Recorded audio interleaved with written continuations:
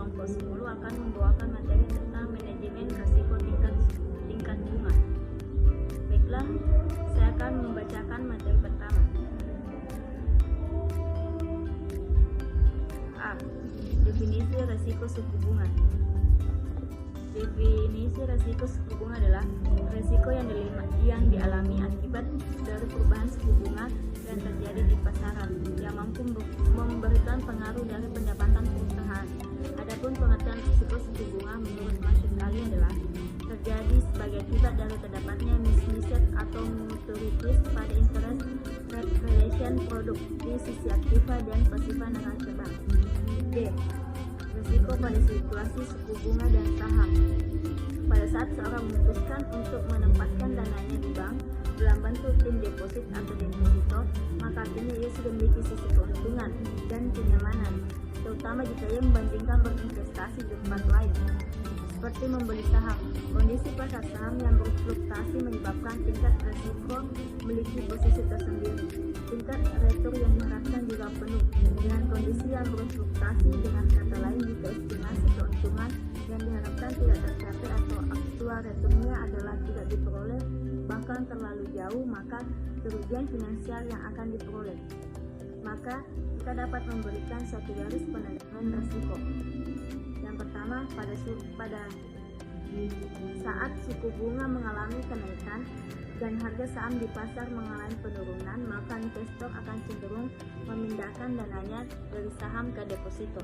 Yang kedua, pada saat kondisi pasar saham mengalami kenaikan atau bergairah, maka investor cenderung akan memindahkan dananya yang tersimpan di deposit ke saham dengan alasan berinvestasi di saham adalah memiliki tingkat keuntungan yang lebih tinggi.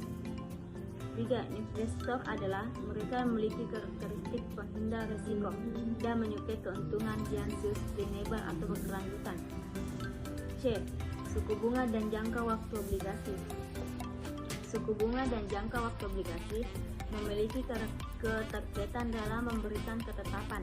Untuk ini ada dua bentuk keputusan yang biasa berlaku atau diterapkan oleh pemerintah dan perusahaan, yaitu obligasi dengan jangka pendek dan obligasi dengan jangka panjang, di mana obligasi jangka waktu pendek memiliki suku bunga yang lebih rendah daripada obligasi jangka panjang. Contohnya, pada tanggal 26 Februari 2009 misalnya, pemerintah menerbitkan obligasi dengan tenor 5 dan 10 tahun. Untuk tenor 5 tahun telah diserap pasar senilai $1 miliar Amerika Serikat dengan bunga 10,5%. Sedangkan untuk tenor 10 tahun diserap pasar $2 miliar. Ya, bismillah.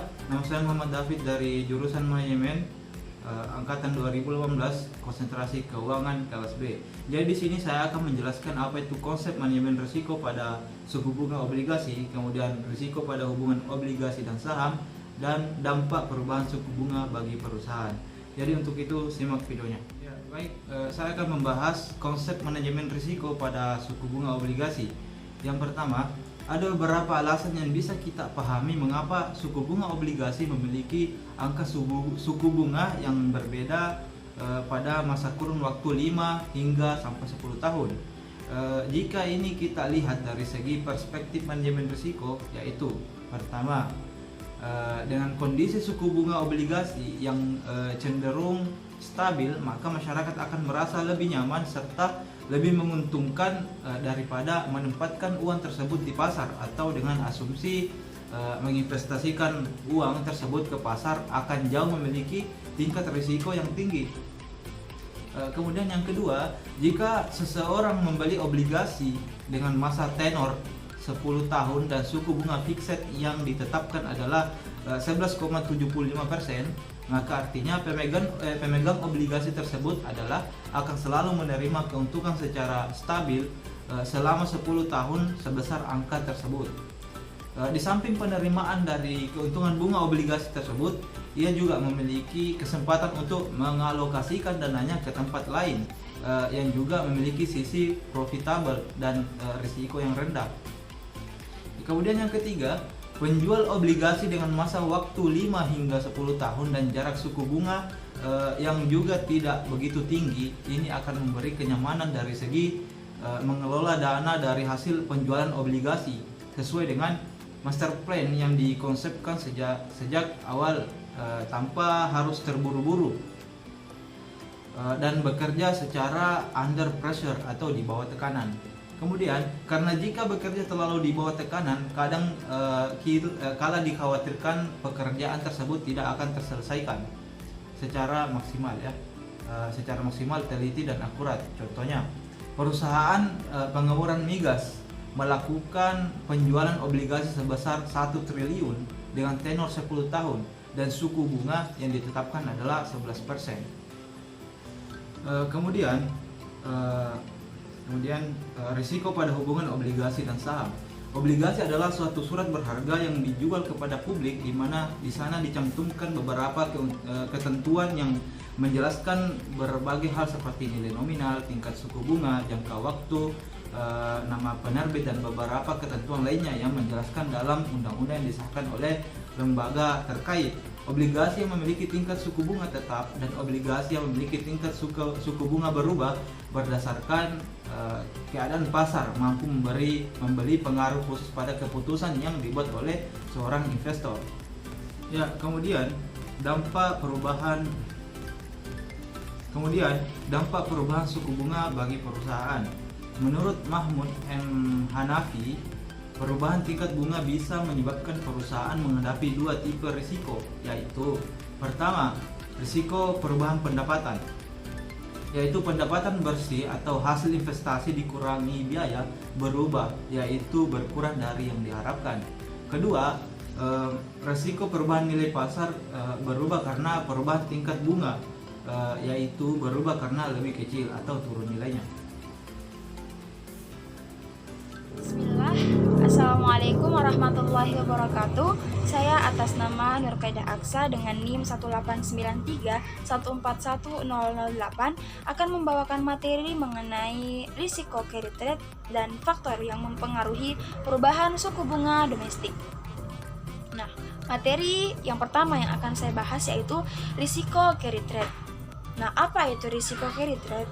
Risiko carry trade adalah suatu bentuk perilaku investor yang melakukan investasi dengan cara meminjam dana dari suatu negara yang memiliki suku bunga yang rendah, kemudian menginvestasikan dana tersebut ke suatu negara yang memiliki suku bunga yang tinggi. Nah, dengan harapan terdapat selisih keuntungan di sana. Nah, persoalannya adalah jika suku bunga itu kembali normal ataupun rendah, maka otomatis dana yang berasal dari carry trade tersebut akan ditarik kembali untuk dibawa ke tempat asalnya.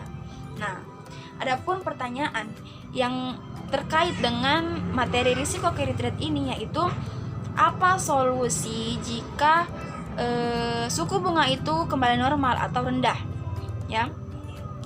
Nah, jawaban kami adalah seperti tadi yang saya katakan bahwa otomatis jika suku bunga itu kembali normal ataupun rendah, maka otomatis akan ditarik kembali. Nah, dana yang berasal dari carry trade tersebut akan ditarik kembali untuk dibawa ke tempat asalnya. Jadi, tidak ada solusi lain selain dana itu akan ditarik kembali. Seperti itu menurut pemahaman kami. Nah, kemudian materi selanjutnya yang akan saya bahas yaitu faktor yang mempengaruhi perubahan suku bunga domestik. Nah, adapun 3 faktor ya. 3 faktor yang akan mempengaruhi perubahan suku bunga domestik. Yang pertama yaitu kondisi ekonomi global, kemudian yang kedua itu stabilitas ekonomi dalam negeri, dan yang ketiga yaitu stabilitas sosial dan politik dalam negeri maupun luar negeri. Nah, jika ketiga faktor ini terjadi kemudian tidak mendapatkan penanganan yang serius dari lembaga yang berwenang, dalam hal ini Bank Sentral, terutama Bank Indonesia, maka diperkirakan dalam jangka panjang akan memberikan efek pada stabilitas suku bunga. Nah, mungkin cukup sekian materi yang dapat saya sampaikan mengenai risiko carry trade dan faktor yang mempengaruhi perubahan pada suku bunga domestik. Kurang dan lebihnya kami mohon maaf. Wassalamualaikum warahmatullahi wabarakatuh.